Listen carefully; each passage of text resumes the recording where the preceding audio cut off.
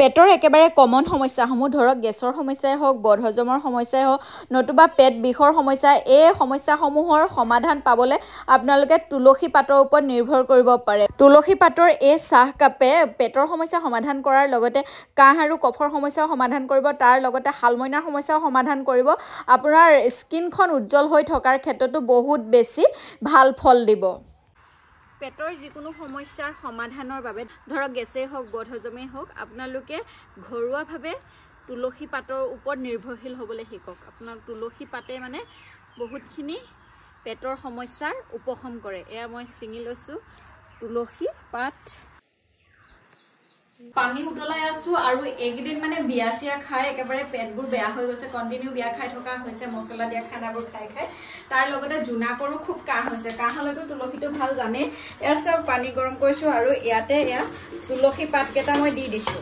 আৰু এটো আপোনালোকে গম পায় যে এটো ট্ৰেডিশনালি প্ৰস্তুত কৰা হয় আৰু এটো আমি সৰুৰে পৰা আমাকো খুৱাই আছিল সকলোৱে খায় আপোনালোকেও খায় গটিকে কাহ ভাল কৰিবৰ কাৰণে বা বদহজমৰ কাৰণে আপোনালোকে খায় না নাখায় নাজানো কিন্তু আমি খাওঁ তুলসী পাতৰ এনেদৰে সিজাই পেলাই যদি খুব খৰতকীয়াকৈ আপোনালোকে পেটৰ সমস্যা ভাল কৰিব বিচাৰে তেতিয়া হলে আপোনালোকে ল'ব পাৰিব নেচাৰ চিয়ৰৰ তুলসী লিফ পাউডাৰ যেটো মানে তুলসী পাতৰ পাউডাৰ হয় আৰু নেচাৰ চিয়ৰ ব্ৰেণ্ডৰ বিষয়টো আপোনালোকে জানে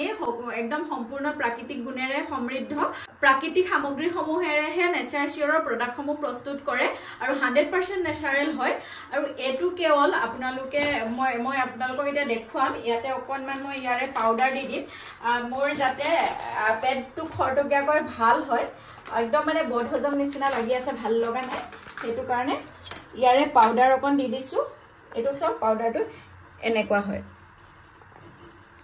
1 চামুচ পাউডাৰ মই ইয়াতে দি দিছো কমান সময় একদম গেছ লো ফ্লেমৰ ৰাখি 5 মিনিট সময় উতলিবলৈ দিম উতলিলেহে মানে পাউডাৰটোৰ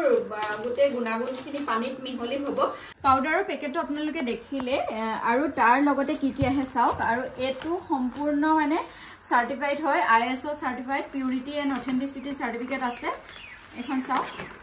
গটিকে আপোনালোকে এটো নিখন্দেহে কিনিব পাৰিব যদি আপোনালোকৰ প্ৰয়োজন হয় আৰু কিনিব পৰা লিংক বাৰু মই কমেন্টত পিন কৰি থৈছো দেখিছে এখন সাৰ্টিফিকেট আছে তাৰ লগতে ইয়াতে এখন ইনস্ট্ৰাকচন কপি আহে আপোনালোকে এই তুলসীৰ পাউডাৰটো তুলসী পাতৰ এই পাউডাৰটো আপোনালোকে কি কি কামত ব্যৱহাৰ কৰিব পাৰিব সকলোখিনি ইয়াতে আছে আপোনালোকে মই এটা জেনেদৰে প্ৰস্তুত কৰিছো এনেদৰে প্ৰস্তুত কৰি চাহৰ দৰে যদি খায় আপোনালোকৰ মানে যদি কাহ হৈ আছে কফ হৈ আছে হেখিনি সমস্যাটো সমাধান হ'বই তাৰ লগতে পেটৰ সমস্যাসমূহৰ সমাধান হ'ব আপোনালোকে যদি ৰাতিপুৱা বা পিছবেলা সময়ত দুকাপু খায় এনেদৰে চাবচোন তাৰ লগতে একদম পেটটো ভাল হৈ থাকিব আৰু পেট ভাল হৈ থকা মানে আমাৰ স্কিন ভাল হৈ থাকে চুলি ভাল হৈ থাকে গুটে সমস্যাবোৰটো পেটৰ পৰাই উদ্ভৱ হয় নহয় জানো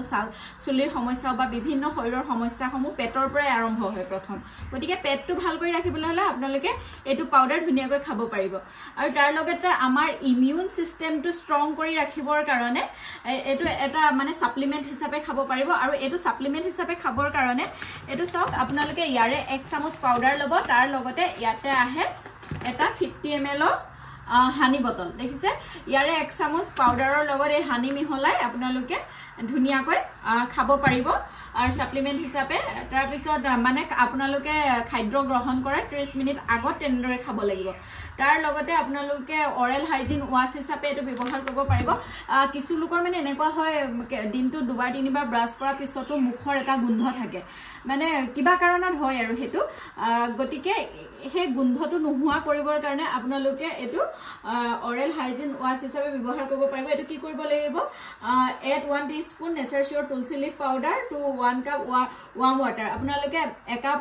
গৰম পানীত ইয়াৰে তুলসী লিফ পাউডাৰ 1 চামুচ মিহলাই আপোনালোকে কুলকুলি কৰিব পাৰিব গটিকে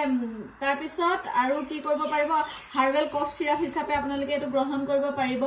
আৰু আপোনালোকৰ দাঁতকেটা যদি ধুনিয়া কৰি ৰাখিব বিচাৰে পৰিষ্কাৰ বগা কৰি ৰাখিব বিচাৰে তেতিয়া হলে আপোনালোকে এটো টুথপেষ্ট হিচাপে ব্যৱহাৰ কৰিব পাৰিব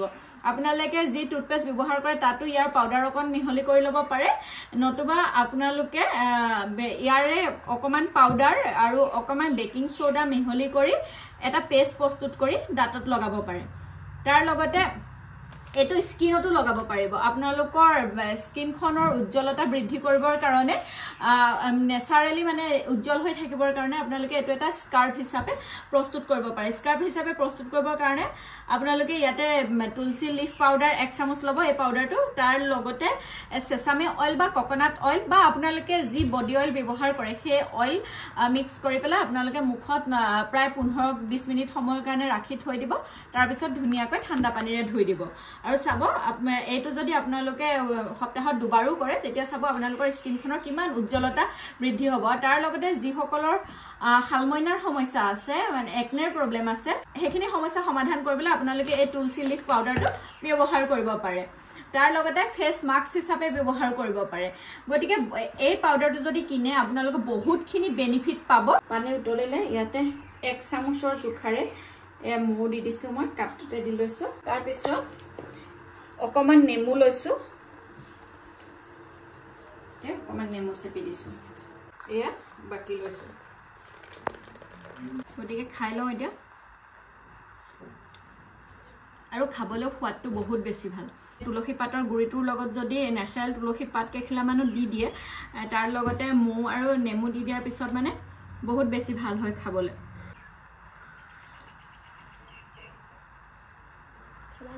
মই এটা একাপ খাই লওঁ এটো যদি আপোনালোকে প্ৰয়োজনীয় বুলি ভাবে তেতিয়া হলে কিনিব পাৰিব কমেন্টত লিংক পিন হৈ আছে এটা পাউডাৰৰ মানে বহুত বেনিফিট 100টা বেনিফিট বুলি ক'ব পাৰি আৰু তুলসীৰ পাত এনেও মহৌষধ আপোনালোকে সকলোৱে জানে গতিকে এটো এটা মেজিক্যাল ড্ৰিংক হয় গতিকে ভিডিওটোৰ পৰা বিদায় ললো আশা কৰিছো এই ভিডিওটো চাই আপোনালোক উপকৃত হৈছে আৰু ভিডিওটো শেয়াৰ কৰি দিব বুলি আশা কৰিলো গতিকে বাই বাই